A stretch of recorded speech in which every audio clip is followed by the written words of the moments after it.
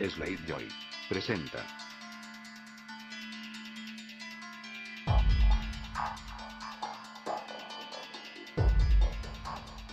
Un nuevo creepypasta titulado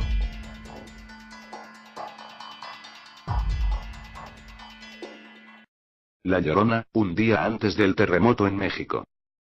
Basada en hechos reales. Mi nombre es Raimundo Pérez y quiero relatarles un hecho verídico que me sucedió en 1985 cuando yo tenía 13 años y vivía en el Distrito Federal en México. Un día antes, el 18 de septiembre de 1985 para ser exactos, cayó una lluvia espantosa por la tarde. Yo me encontraba escribiendo en una vieja máquina de escribir Olivetti, haciendo mis tareas de secundaria. Ese día había ido a visitarnos una tía, hermana de mi mamá. Recuerdo que me quedé solo, pues mi familia la acompañó a la parada del bus, y poco después que salieron empezó a llover torrencialmente. Vivíamos en una privada con 3 edificios construidos recientemente. Exactamente en lo que hoy se conoce como Eje 6 Sur esquina con Playa Mirador, en la colonia San Andrés en la Ciudad de México. Tenía prendido el aparato de televisión con el volumen elevado, pero yo seguía realizando mis tareas escolares sin prestarle mucha atención. La lluvia pegaba violentamente en los ventanales del departamento, a pesar de que vivíamos en el primer piso del edificio de en medio y estábamos flanqueados por el primero. De repente se fue la luz, pero enseguida regresó, solo que con menor intensidad. En ese momento escuché que alguien me llamaba por mi nombre. La voz se oía como la de una mujer, pero en una especie de grito desconsolador y lastimero terrible: Raimundo, Raimundo. Alcancé a responder, mande, distraídamente, pero al mirar hacia donde estaba el pequeño pasillo que conducía al baño y las 3 recámaras, vi flotando, como a 1 metro del suelo, a una mujer con un vestido largo color blanco, en una posición como echada para adelante y con las manos con unas uñas muy largas y extendidas hacia mí. Su cara se veía de un blanco sepulcral pero descarnada y con unos ojos completamente negros y como escurriendo sangre. Grité y me paré cual resorte echándome a correr fuera del departamento como un loco. Por ese entonces habían puesto una reja de fierro a la entrada del edificio, para protegernos de los robos, así que al llegar ahí no me pude salir pues obviamente estaba cerrada con candado, por lo que tuve que regresar a mi casa pues recordé que las llaves estaban puestas por dentro en el cerrojo. Con mucho miedo, sudando, temblando y casi llorando me di valor y traté de estirar la mano por fuera para alcanzarlas, pero cuál sería mi sorpresa que la puerta se empezó a azotar solita. Primero lentamente y después violentamente. Cuando eso sucedió puse pies en polvorosa de nuevo y corrí hacia los pisos de arriba, para pedirle a algún vecino las llaves de la entrada. Para ser exacto subí al 3er piso, toqué y salió una vecina, sin pedirme muchas explicaciones me dio las llaves y volví a bajar con un miedo tremendo hacia la puerta de entrada. Al pasar por mi puerta vi que automáticamente esta se empezó a azotar de nuevo y con violencia. Como pude metí las llaves y abrí la reja. Corrí como desaforado hacia el edificio principal, al primer piso también, donde vivía un amigo un poco más grande que yo, de nombre Eli, a quien le conté lo sucedido. Fuimos y bajamos el switch de mi casa para evitar que se siguiera gastando la energía eléctrica, pues todo se había quedado encendido y después me acompañó a mi departamento. Metió sus manos, sacó las llaves y cerramos la puerta. Nos fuimos a su casa y como 1 hora más tarde llegó mi mamá con mi hermano menor. Le platiqué lo sucedido pero no le dio mucha importancia. Ese día no pude dormir absolutamente nada del miedo y la impresión que tenía. Al otro día me levanté a las 6 de la mañana, me bañé y me fui a la secundaria de gobierno en la que estudiaba en ese entonces, la diurna número 71 que está en las calles de Playa Revolcadero y uno de los andadores de la colonia militar Marte y que todavía existe.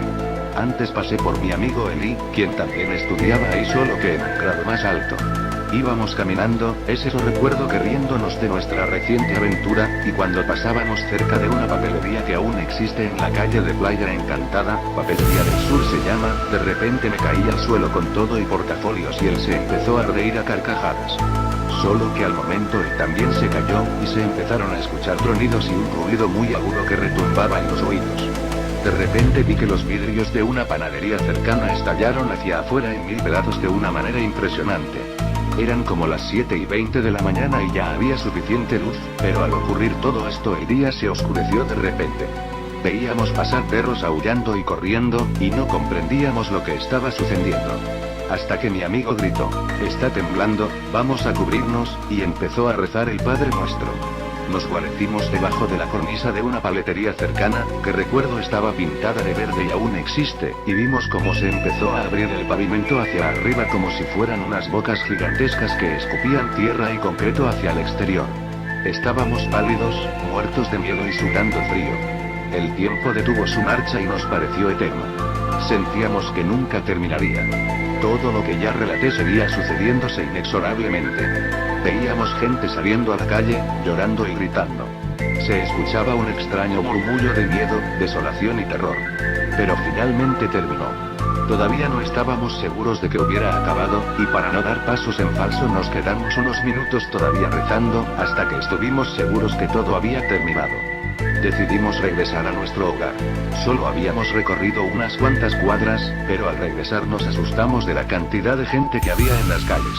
Vimos algunas bardas derrumbadas, vidrios rotos por todos lados, y mucho desconcierto y desconsuelo. Cuando llegamos al eje 6 sur vimos que exactamente enfrente de nuestra unidad habitacional el pavimento se había roto impresionantemente. Se hizo un agujero enorme, que cubría la avenida, tiene como 5 carriles, completamente a lo ancho y como en 10 o 15 metros a lo largo. Afuera de nuestro hogar había una cantidad enorme de gente. Vi a lo lejos a mi madre, a mis hermanos y a la familia de mi amigo.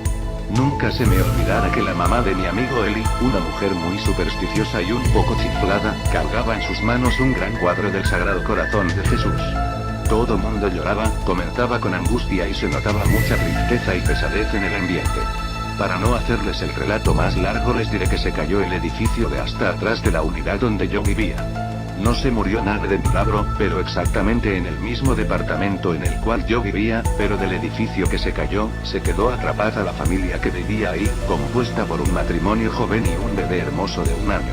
El edificio prácticamente se les vino encima, pues todo el primer y segundo piso se vino abajo. La mamá y el bebé salvaron la vida porque se metieron debajo de la mesa del comedor, y aunque les parezca increíble, soporto lo que se vino encima de piedra y casacajo.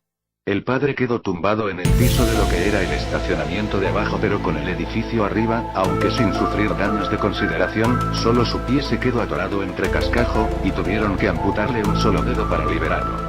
Afortunadamente ahí nadie murió, pero la Ciudad de México, sobre todo en su zona centro, quedó destrozada. Dirán ustedes que qué tiene que ver el relato de terror con el que inicié con lo que pasó ese día, pues no tengo una explicación certera. Podría aventurar una pequeña explicación. La descripción de lo que yo vi ese día coincide con los relatos que ya existen acerca de La Llorona. Se dice que es una mujer con un vestido largo de color blanco, con la cara descarnada, los ojos como cuencas y llorando sangre, y lo más característico es que sus manos tienen unas uñas muy largas y las tiene estiradas como si buscara arañar. Siempre está flotando con el cuerpo hacia adelante y más o menos a 1 o 1,5 metros del suelo, y sus quejidos son muy lastimeros. Días antes del terremoto en México, se escuchó llorar a La Llorona en varias partes de la ciudad. Su presencia siempre precede a grandes catástrofes y se aparece sobre todo cuando llueve muy fuerte, por aquello de que ahogó a sus hijos en un río.